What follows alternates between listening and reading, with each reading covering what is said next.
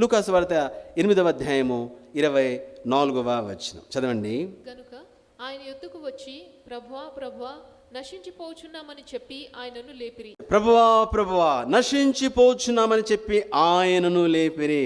నశించిపోచును, అయ్యా అయిపోయాం ప్రభువా, అయ్యా నీ మాట విని బయలుదేరి వచ్చాం, నువ్వు చెప్పావు కాబట్టి బయలుదేరాము, నువ్వు అన్నావు కాబట్టి ఆ యొక్క దోణి ఎక్కాం, మనం ప్రయాణం చేసి వచ్చాం, అయిపోయాం ప్రభా, నీళ్ళన్నీ వచ్చేసినాయి, చచ్చామే ఇంకా. ప్రభా ప్రభా మేము నశించిపోచున్నాము. కేకలేస్తున్నారు. ఆయన లేపారు, నిద్రపోయాను. ఆయన ఎట్లా లేపారు మనకు తెలియదు, లేపారు. ఎప్పుడైతే ఆయన లేచాడో అప్పుడేమన్నాడు చూడండి, చదవండి అదే వచనం.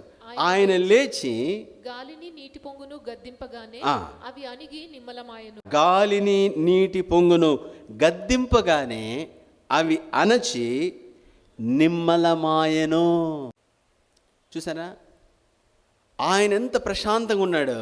ఆయన లేపారు, అయ్యా ప్రభా ప్రభా మేము నశించిపోతున్నాం, చచ్చిపోయి పరిస్తున్నాం అని లేపుతానే ఆయన లేచి అక్కడ ప్రార్థన చేద్దాం అనలే,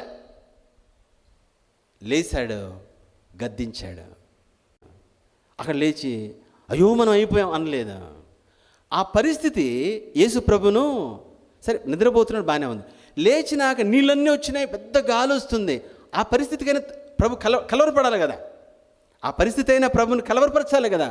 ఏ పరిస్థితి ఆయన్ను కదిలించలేదు, ఏ పరిస్థితి ఆయన్ను తల్లడిలో చేయలేకపోయింది. ఏ పరిస్థితి అయినా సరే లేచాడు, అమ్మో అయిపోయామా అనలే. లేచి గాలి నీరు లేకపోతే తుఫాను ఆగు అన్నాడు అంతే. సైంటిస్టులు చెప్పేది, చరిత్ర చెప్పేది ఏమిటంటే ఆ రోజు గద్దించాడంట.